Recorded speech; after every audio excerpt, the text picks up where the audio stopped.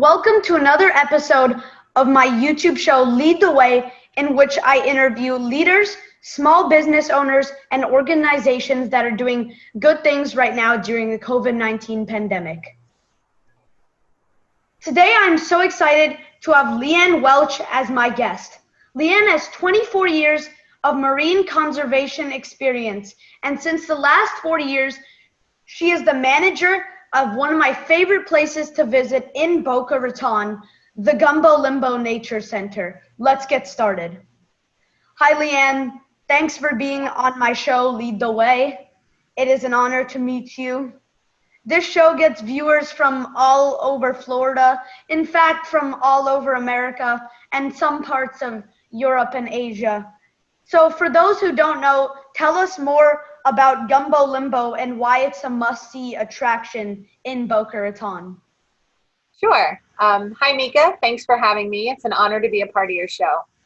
Gumbo Limbo was founded in 1984 by a local science teacher by the name of Gordon Gilbert. Mr. Gilbert was a biology teacher at Boca High, and he knew that students learn science best by doing science, not just by learning about it in a classroom. So starting in the late 70s, he would bring his students out to the beach to watch sea turtles nesting, to save hatchlings who may have been disoriented. And he eventually petitioned the city and the Beach and Park District, and he had a bunch of really dedicated, concerned citizens. They set aside this land here in Red Reef Park to build our nature center. So we're celebrating our 35th year of being open as a center of excellence in education in marine and coastal science. Leanne, what is your role at Gumbo Limbo? And during COVID-19, you guys are closed to public, but you and your staff are still working hard behind the scenes. Tell us more about that. Sure. So unfortunately, we had to close our doors to the public on March 18th due to the COVID-19 pandemic. But because of all of our animals who depend on us, we say we're closed but still caring. So most of our team members have been hard at work and never ever took a day off. So here at Gumbo Limbo, we have over 1,000 fish that live in our aquariums. We have 2 permanent resident sea turtles, Morgan and Kane, who you can find more about on our website. We have 3 gopher tortoises. We have a couple of box turtles, a snake, a lizard, and some other animals. We had to have teams here to care for them every day. In addition to that, during the summer, our team monitors sea turtle nests on Boca's 5 miles of beaches. And they do this beginning before the sun rises every single day. They go out on their ATVs and they survey the 5 miles of Boca's beaches, and they mark and protect every single sea turtle nest on the beach. So that's what we've been doing to take care of our animals while being closed during the COVID-19 pandemic. We've also taken the majority of our classes and we've put them online. So we had our virtual environmental camp, which was the first time we ever attempted anything like that, and it was a great success. We had about 30 kids registered between 1st and 9th grade, and they had a 5-week virtual summer camp. So they attended at home while we were here, and we taught them about our coastal and marine ecosystems, but also encouraged them to get outside and find what treasures they could and learn about the environment in their backyard or in our local parks that were open.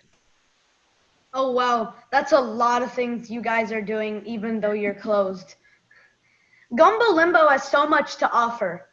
You all protect sea life, protect turtles, and create a great place for kids and adults to visit, enjoy, and learn.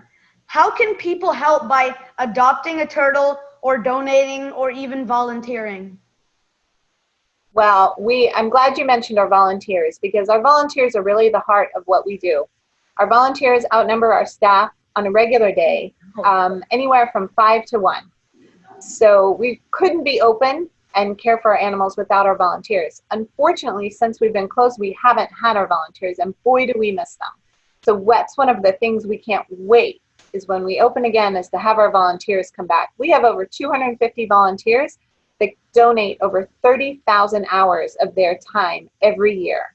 So once we're open again, if anyone's interested, you have to be 16 or older, interested in volunteering, you can find out more information on our website. And I'm glad you mentioned adopting a turtle or a hatchling. And that's a great way for someone to make a difference each and every day. And they make great gifts. So we have 2 opportunities. And Both of them are symbolic. You don't actually get to keep a turtle because remember, sea turtles are protected by state and federal law. So it's a symbolic adoption, but we do appreciate it. You can adopt a green, a loggerhead, or a leatherback hatchling on our website, and that helps to care for our animals. It takes about $25 a day to provide medical care for every single one of our sea turtles, and about $5 a day to feed each one of our animals. We also have 2 resident sea turtles, and by resident, I mean their injuries are so severe that they can never be released into the ocean. They wouldn't survive. So we have Morgan and Kane. Morgan is a green sea turtle. She has a back injury that causes her to float on the surface of the water, so she will always be with us in our aquarium, and you can adopt Morgan. So Morgan is a permanent sea turtle. She cannot go back out in the ocean because of flotation issues. So she's hit by a boat, and that did not heal. And so unfortunately, because of that, she can't sink to the bottom on her own and regulate her own buoyancy. So we're attaching a lead weight to the rear of her carapace so that she can equilibrate and she can kind of navigate through the water and dive down to the bottom of our exhibit tank where she does live. So she's going to live in our shipwreck exhibit tank, and we're getting this weight reapplied because she did knock it off, and we'll get her back out in her exhibit tank once it dries.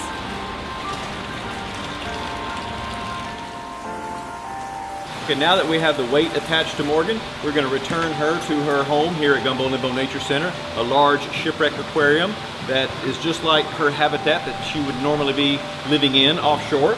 So when we put her in the water, she will be able to swim down to the bottom, but without that weight, she would be buoyant and be unable to get to the bottom. So with this weight attached, she's going to be able to go down to the bottom and behave and act like a normal sea turtle. She'll probably be very happy to be out of our rehabilitation facility and in her normal home here at Gumbo Limbo, which is our large. And we also have Kane. Kane is a loggerhead turtle. And unfortunately, Kane was attacked by a predator. We think it was a shark. And Kane is missing the majority of both of her front flippers. So again, she can't swim very well. So she will always be a resident in our aquariums for the rest of her life.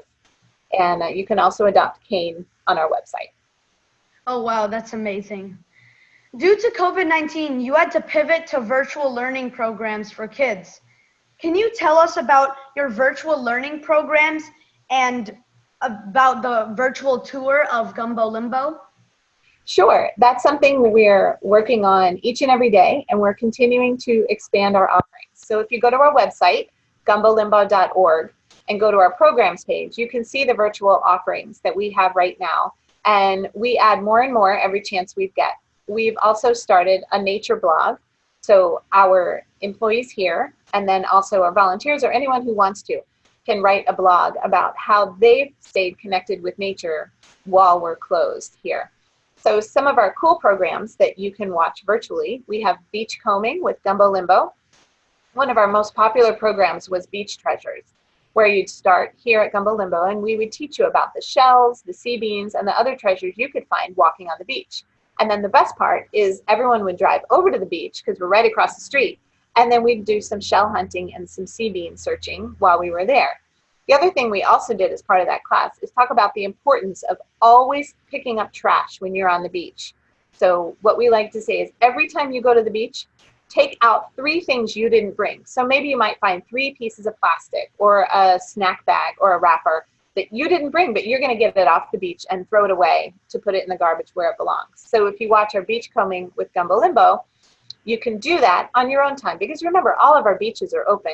It's just Gumbo Limbo Nature Center that's closed. Wow, that's so awesome. Leanne, can kids and adults from all over the world join the virtual programs online? Yes, that's a great question. Our programs are open to anyone who's interested. And in fact, I mentioned our Gumbo Limbo virtual camp that we had this summer. We had students attending from as far away as Washington State. So we had students from Arizona, Tennessee, all over, which was great because normally when Gumbo Limbo Camp is in session, it's only the kids that live here in Boca that can attend. Yeah. So it was really fun to meet kids from all over the country and to share with them the joy that we get from being at Gumbo Limbo every day. Wow, I didn't know that there was kids from all over the country. That must be a lot of kids then. It was a lot of kids, and it was a lot of dedicated kids because remember, because of the time difference, If our camp started at 10 a.m., those kids in Oregon and Washington had to sign in at 7 a.m. their time. Things you don't think about. Yeah.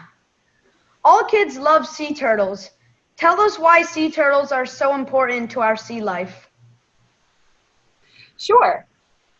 Sea turtles are pretty much what Gumbo Limbo is known for. So I mentioned we have our resident sea turtles. We also have a rehabilitation facility where we help sea turtles that have been injured or sick.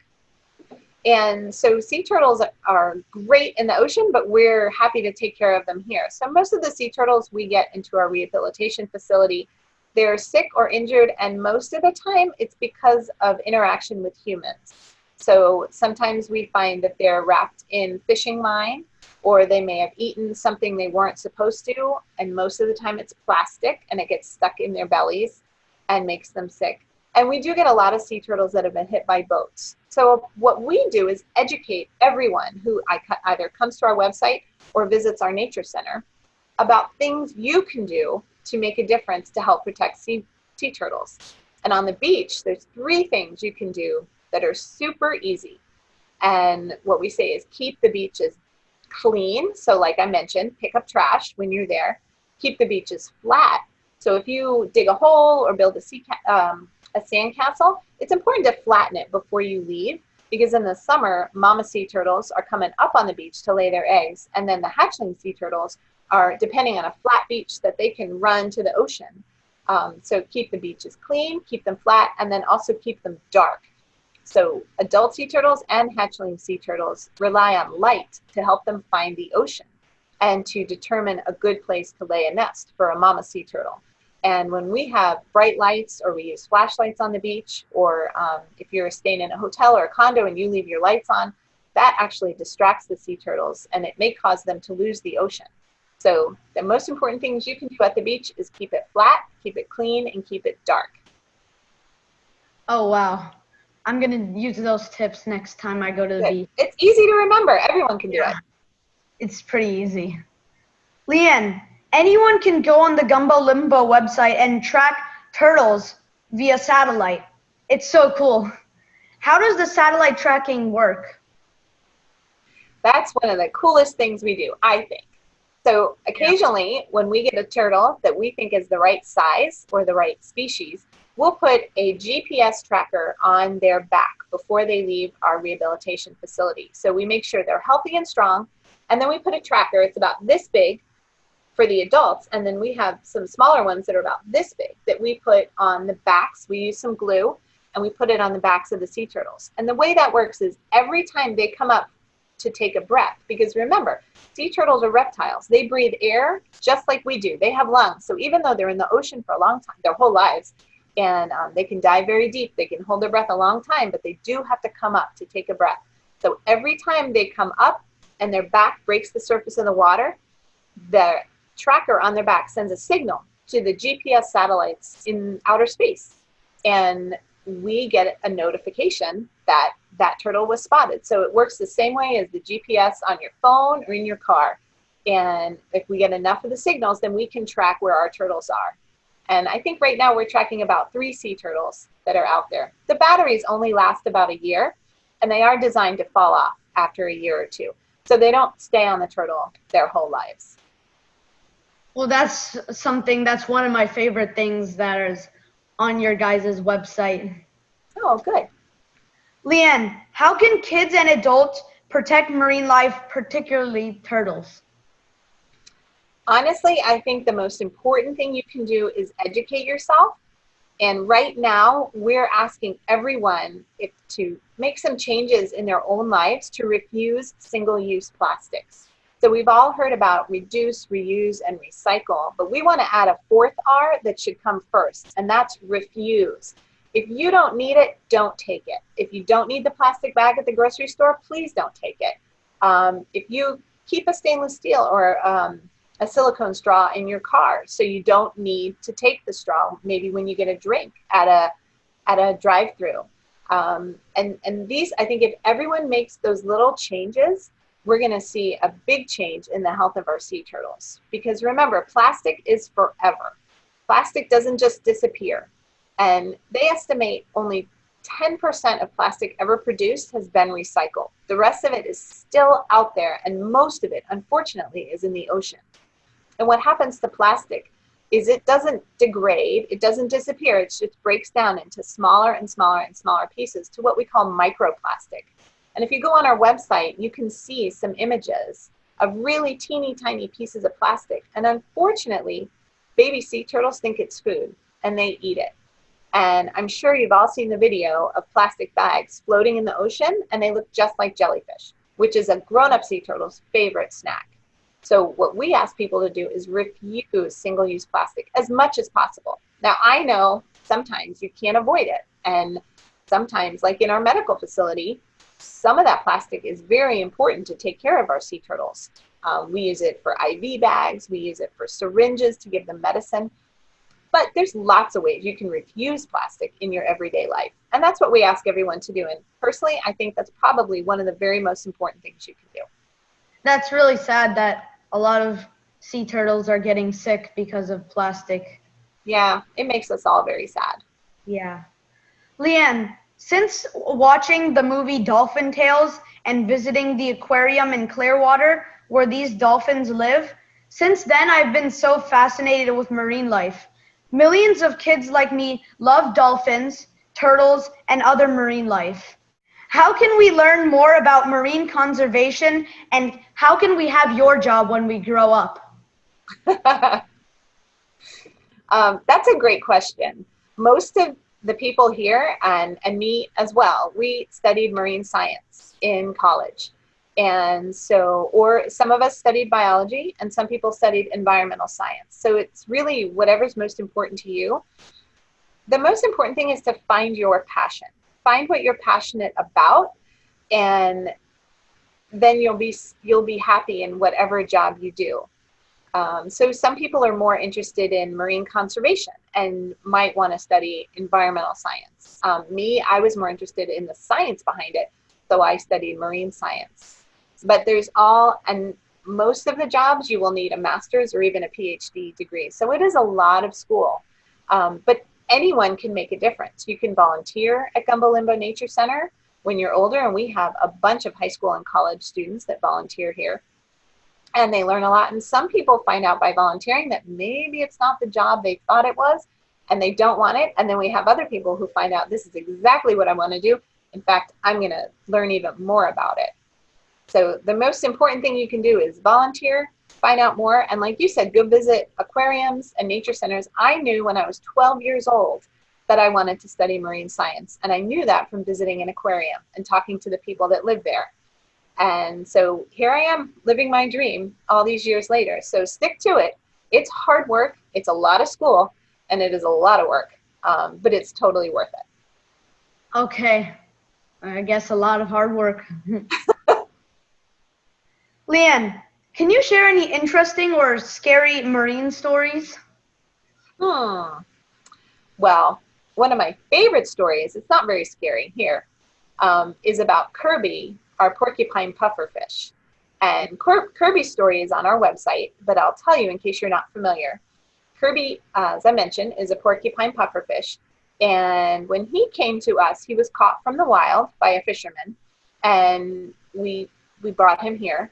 He was only about this big, and then he grew, and porcupine puffers will grow to be 2 or 3 feet when they're adults. So he was here about a year, and he started acting a little strange. Wasn't really interested in food, and before that, he used to be very excited about feeding time. He used to visit all the volunteers. He was very excited to see what you were doing, would look out the window, and he was just staying in one section of the tank and wasn't interested in food. So we said, well, we brought him in the back to give him a little extra care, and we had our vet look at him. We gave him some antibiotics, thinking, well, maybe he got sick, but he wasn't getting any better. And here's the interesting part. So we said, well, let's see if we can take an x-ray, and we'll see if something's going on. So we took him out of the water. We shot a quick x-ray, put him right back in the water, and we found out that before Kirby came to us, he had swallowed a fish hook. And he had a fish hook stuck in his stomach, and that's what was making him sick. So we thought, oh boy, how do you do surgery on a fish? Well, believe it or not, we did it. we were able to do surgery on a fish. So our Aquarius team worked with our vet and with our Sea Turtle Rehabilitation team, and they figured out a way to keep him alive for over an hour out of the water by pushing water over his gills so he could breathe. Because remember, fish don't have lungs, they have gills, and their gills always have to stay wet so that they can breathe. So we had Kirby out of the water for over an hour while our vet found the hook, cut him open, took it out, and stitched him back up. And that was over a year ago, and Kirby's doing great. And another funny thing we found out, Kirby's a girl. We found that out during surgery. So all this time we were calling him a he. She's actually a she. And when we open again, you can see Kirby in our Deep Reef Aquarium. How big in size is Kirby? Kirby is over a foot right now. She's probably about this big. And her favorite food is squid. Oh, wow. Yep. But if you go on our website, you can watch the whole video about her surgery. You could do surgery on a fish. We took a chance because we wanted to make sure we could give Kirby the best care. And so we reached out to other aquariums. And that's an important part of our job, is reaching out to all the different aquariums and nature centers in the area, because we can always learn from each other.